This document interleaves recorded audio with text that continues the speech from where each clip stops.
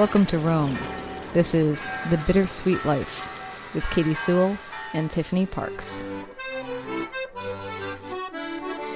Hello, this is The Bittersweet Life. I'm Katy Sewell. I'm Tiffany Parks. And today, Tiffany is moving. The worst. Well, not today, but I'm in the middle of it, let's say. Well, I know, not today, but soon. Very soon. Within a week, really. Right. Tell us what's going on, because not only is this a move... Yeah, just tell us what's going on, and then I'll ask you more about it. It's a pretty big deal move for us because we're moving into our first own home, like that we own. So it's exciting for that reason. I think it's the biggest move I've ever done, like the most stuff I've ever moved at one time, because you don't hold on to a lot of stuff when you're an expat. And then all of a sudden you do. All of a sudden you just like, okay, I'm putting down roots. And all of a sudden you start acquiring, at least for me, I had so little stuff for so long. And all of a sudden, when it kind of seemed like I was here to stay, I kind of just went the opposite direction. And I started buying books and books and more books and more books. And now we have 40 or more boxes full of books that we're trying to pack and deal with. It's a nightmare. You know, you would think that after all those years of living light, if you were going to start collecting something, the last thing you would collect would be the heaviest thing possible. I know. It's so ridiculous, right? Especially in today's time of electronic books and Kindles and all that good stuff that I just have never gone there.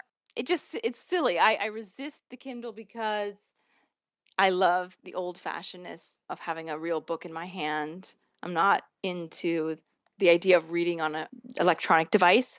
For me personally, I mean, I'm glad it exists, but yet it would be the smartest thing in the world for me to just toss my book collection and have a Kindle.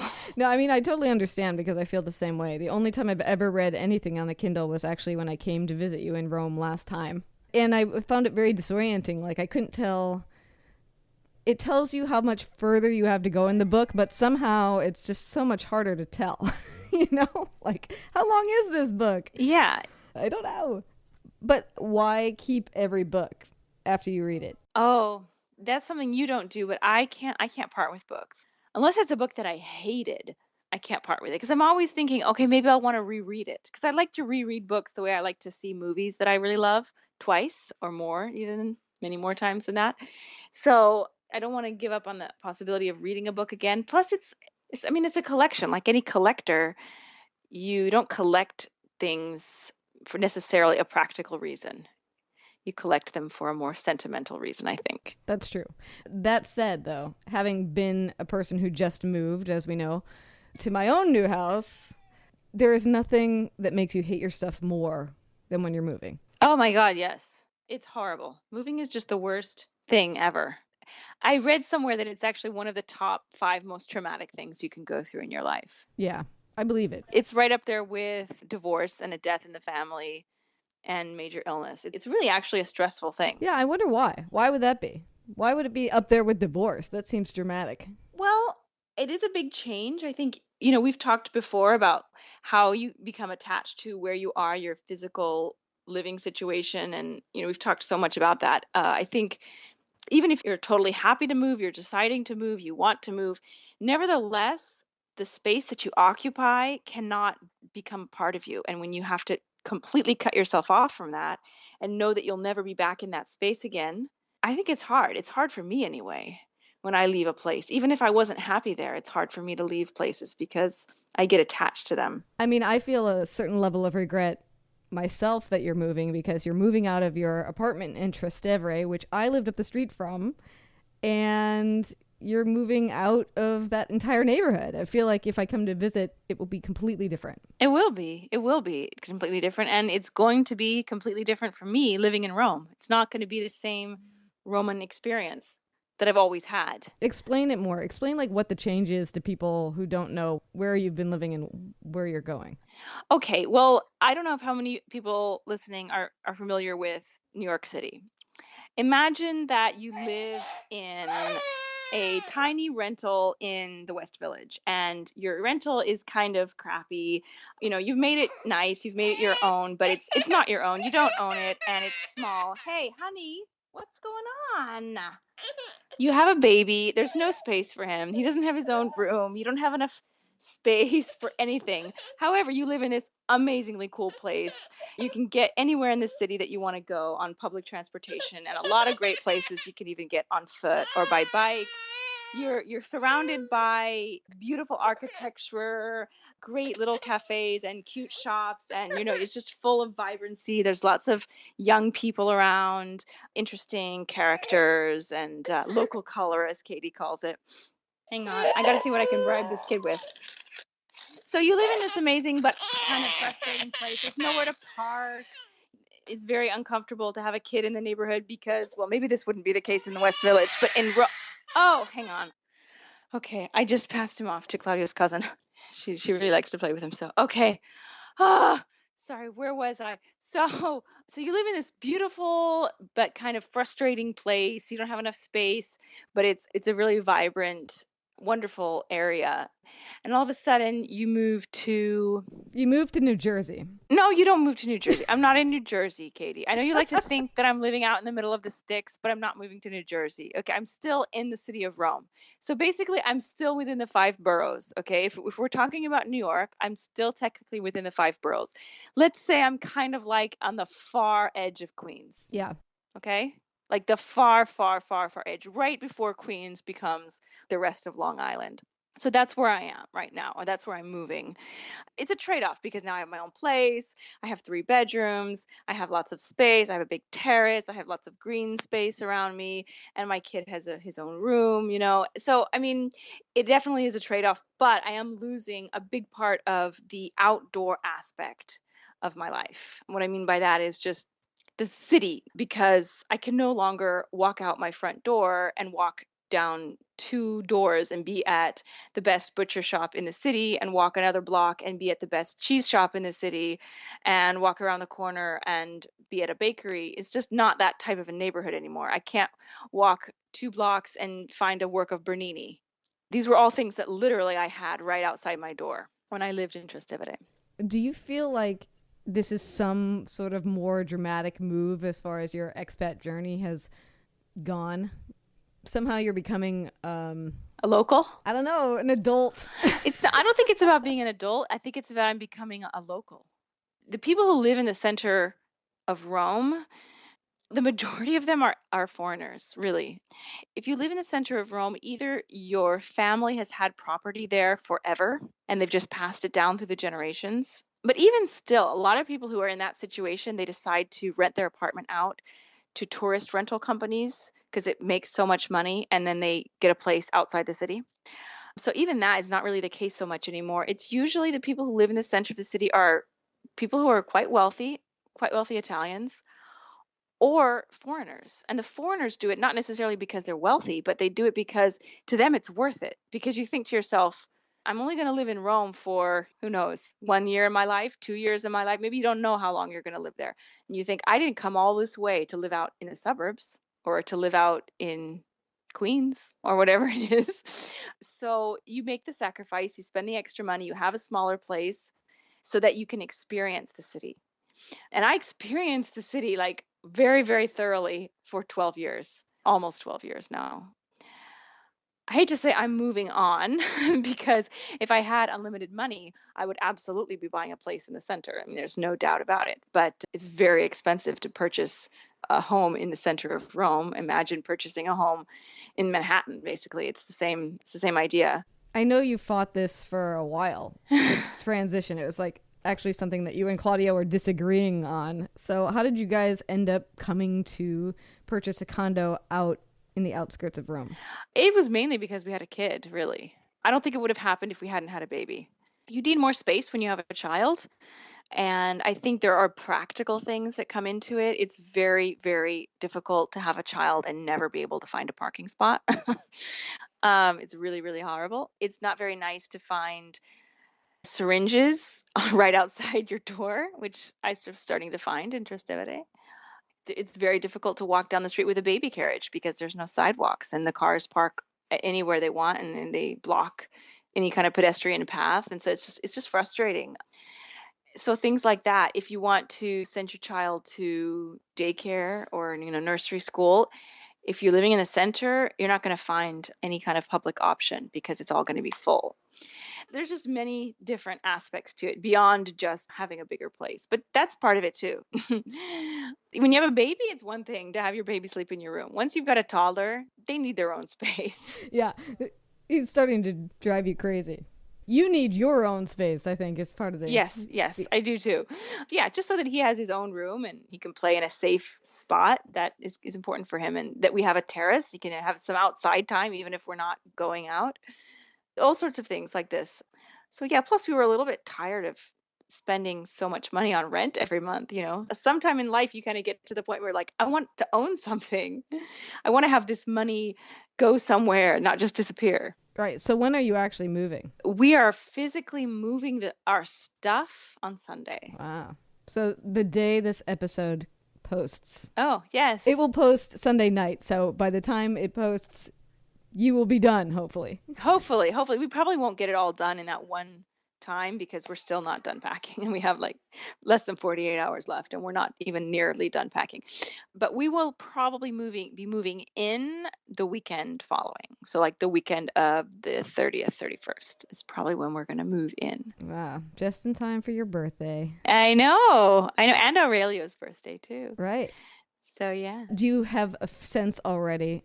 I know this has been like super stressful, particularly with a baby and the fact that both you and Claudio are working and not having time to pack and then moving far away. So you probably have to do numbers of trips and all that good stuff. But do you have a sense of how you're going to feel when that apartment in Trastevere is empty? I'm trying not to think about that. It's definitely hard for me. It's like I said, I get attached to places easily. And that place, I mean, that's the place that I was living when I got married. That's the place I was living.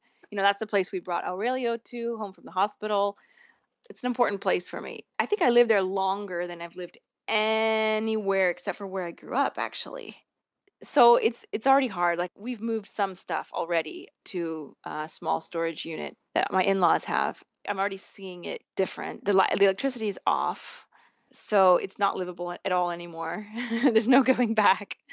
It's hard. It's bittersweet. I'm so excited, though, to be in my new place. Like, I am beyond excited. And I think part of it is because I've been living with my in-laws for 4 months and I'm about to lose my mind. Living with the in-laws, maybe everybody should do that. Yeah, I think if there's ever like a move that you're not sure you want to do, move in with your in-laws for a few months, and let me tell you, you will be so excited to move into that new place. Yeah, right? Seriously. So did I tell you, Tiffany, as we know, that I went through this moving saga of also having to let go of the place? In fact, really, when you think about it, during the course of this show's creation, I've moved, 3 times? Moved to Rome, back from Rome. Yeah, that's true. That's true. I'm only starting to understand how much that level of change affects me. Not only like moving my physical location, but I've switched jobs a bunch of times. Of course. Here I think that I'm a totally sane individual. And then lately I've been thinking, am I? Did I come out of this okay? Am I all right? There's so many changes that you wonder, am I taking a time to process it or am I not? I don't know. I bet the listeners have a better answer to that than I do because they've been hearing about it so much. And then I think I told you we moved out of our house in Seattle because it was bought by developers and was going to be ripped down. And I wrote this big, long article about it that a lot of people in the city responded to, about the sadness of losing a place you love and having no control over it. And so now every place I go, if I run into somebody, they'll say, oh, did you move yet? Strangers, did you move yet? Did you find a place? And I have moved and I did find a place. But the shock of driving past the old location and finding that it had been torn down was insane. I was kind of keeping my eye on it because I thought the journalist in me, the radio producer in me, since we've talked about it so much on this show, should be there when the bulldozer first takes its strike and record the sound of it. But then I thought, no, I can't do that. But then I just decided one afternoon, well, I'll just go see. Have they staged all the equipment to pull it down yet? Where are they in the teardown process? And to find it actually obliterated was nuts. I can't even imagine. And not only obliterated, it wasn't like the land was clear. No, it was like a pile of rubble with my fireplace still standing in the middle of it. Ugh, ouch. And the front banister from the front stoop where we used to sit all the time still there. Makes me think about what people must go through when a tornado rips through their town. Right? I mean, that has got to be, I mean, obviously worse because all their stuff is inside. Oh, yeah. Yeah, absolutely. Oh, God. Yeah, it's hard. That's why I'm saying, I mean, obviously, not everyone goes through that when they move, but nevertheless, moving is traumatic. You're giving up a little part of yourself, I think. Every time you move, there's a little part of yourself that you have to leave behind. That's an interesting way of putting it. But then at the same point, there's also, like you're talking about with your new place, there's that level of excitement, or how I felt moving to Rome. Like once it was all set and done and all my stuff was stuffed in storage and I had a suitcase of everything I was bringing with me, which, by the way, was the easiest move I've ever made in the sense of material possessions. There is this level of excitement of loss and joy. It's not even joy, it's anticipation. I am definitely feeling anticipation right now. Yeah. And I still miss my old place. Which one? The one in Seattle. The one that's The gone. one that's gone, of course. You know, it was cozy and it was a beautiful house. And I can't believe that we live in a world that would tear down a perfectly nice spot. I do believe it because I'm a reporter, but it hurts me. The home that I grew up in, which you knew well, is also gone. Yeah. And the foundations remained, but it was purchased by someone who wanted some massive giant monster house. I mean, the house was already big. It was already a very generously sized house. I don't know. I think it's maybe at least one story higher than it was, if not two. Just one of those gigantic houses on like a lot that was not made for a house that size. My mother's beautiful dahlia garden is, of course, completely gone. The lawn, I don't know what the state of the lawn is, but I mean, that's the home, of course, where I spent my formative years. I lived there from the time I was 3 to the time I was 18. And I went back, not every summer, but most summers until I was in my mid 20s, until I moved to Rome, basically. And now it's gone. And I have not been back to Mercer Island with the exception of one night I spent there during a friend's wedding. I spent just one night at an old friend's house, but I didn't go anywhere near my old house. That's the only time I've spent in my hometown since then. I would really, really love to go back. And I mean, I'm going to go back the next time we're in Seattle. I'm going to take my husband there and show him where I grew up. But it's going to be so hard for me to see the space without our house. We got an email yesterday, and I hope Leah doesn't mind if I share this because I haven't written her back yet. But just since we're talking about moving, I thought you would find this interesting. Let me read it to you really quick.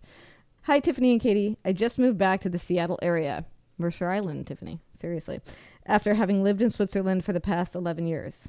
While in Switzerland, I worked for an international organization as a fraud investigator. Wow. So I traveled to the Middle East, Africa, Central Asia, Southeast Asia, and South America for work.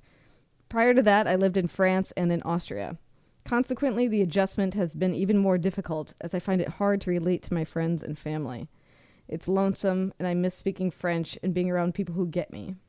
However, I would never trade the experiences I have had overseas in exchange for fitting in with everyone. I would rather be a well-traveled loner. Wow. Yeah. Yeah. Wow, right? I feel like that sometimes. And I didn't even get in as deep as Leah did. Not even close. Not even close to as deep. It affects people in different ways. There are people who can live for 10 years in the foreign country and move back, and it's like they were never gone. And there are people like you who can live for 1 year abroad and they're changed forever. So it doesn't matter that you haven't been here as long as other people have. You could still have been affected more. Yeah. Yeah, and it's interesting too. It's almost like as if that, for me, that year abroad, and maybe this is the case for people who even live abroad for longer than a year, it's almost like if it was the story of my life and the story was written down in sentences, this would be the slash mark that's in the middle, dividing the front part from the after part. Right, right, because nothing can ever be the same after. Which you wouldn't think that it would necessarily make that big of a distinction. And maybe that's part of why you feel like people don't really understand when you go back home and encounter people who have never lived anywhere else. I mean, for me, it's also a big slash mark because it's like, quit your big job, quit that, quit this, Yeah. throw everything away, start again, which obviously I didn't do. But it does feel like the person I was before then and the person I am afterwards is a different creature. And I like the new creature, but it's certainly been hard. I imagine. I can't even imagine moving back, like how it would be to adjust. I really can't. I can't even imagine you coming back. Yeah. I mean, it's very likely that I will someday, but I can't imagine it. Yeah. And if you do, we'll document it. Oh, yeah. We definitely will. And I wonder if you will find, we'll have to check back in. I wonder if you will find that in some way moving out of Trastevere becomes a slash mark in your own life too. Well, that and I think honestly having a child, I think it changes you in a way, such a way, not that it changes you. I mean, yes, it does, but it changes what your life is like so much that you see everything in terms of before baby and after baby. Right? Yeah. I mean, I definitely have a big slash mark when I moved to Italy for sure. Yeah. But this one, having a baby is definitely, it's a life changer. I mean, to put it lightly. So now we've proven one thing. Becoming an expat is not as life-changing as having a child. I never said that. I never said that. I think it depends on the person. It depends on your experience. Yeah. Nothing's the same for every two people. No, I know. I'm trying to come up with a good conclusion for this show. Okay, sorry, I ruined your conclusion. Yeah, stop ruining my conclusions. Your conclusion should be that every time you move, you gain something and you lose something. How's that? And how important is it to take note of what you're gaining and losing? Sounds like a topic for my next journal entry. Oh, very nice. Okay, everybody sit down, write that out. Except I haven't written in my journal in like years. Maybe you should start. I know, I need to start, but I have no time. I have no time. Julia Cameron would say, find the time. That's right. But Julia Cameron does not wake up every 2 hours to a crying baby, I don't think. So. I know I have the time. What's my excuse? Well, that's not necessarily true. You have a very demanding job. Your job is more demanding than mine. So. Well. So. I said to a friend of mine the other day, I have this overwhelming tug to write right now.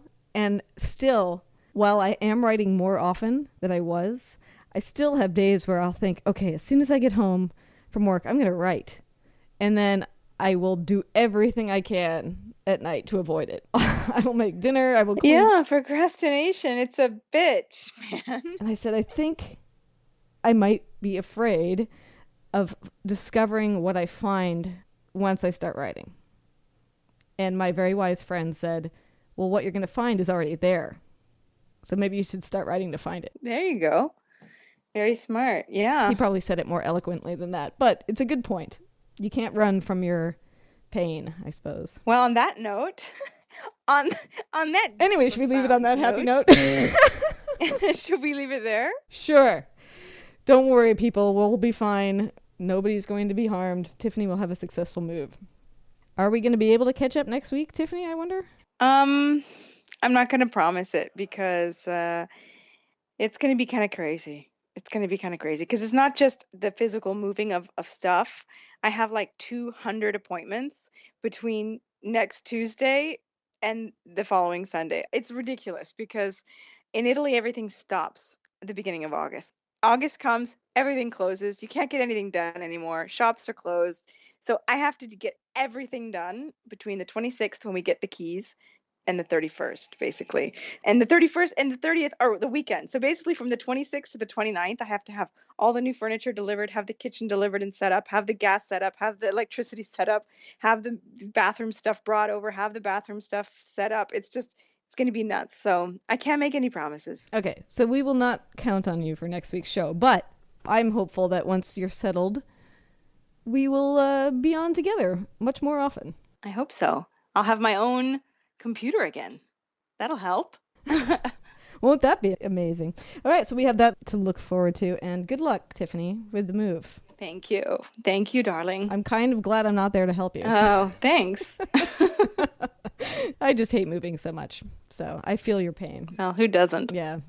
Well, until next time, this is The Bittersweet Life. I'm Katy Sewell. I'm Tiffany Parks. Join us again. Bye.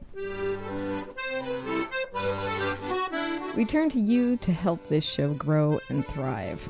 We can't do it without you. So tell a friend or join our Facebook page at facebook.com/thebittersweetlife. And please review the show if you never have before.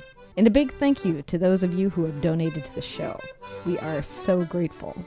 And if you wish you got real mail from time to time, all our donors get handwritten thank you notes. That's how much it means to us. Your donation makes the show possible. It doesn't just disappear into some big organization's coffers. Every little bit is endlessly appreciated. We adore you guys. Thanks for everything.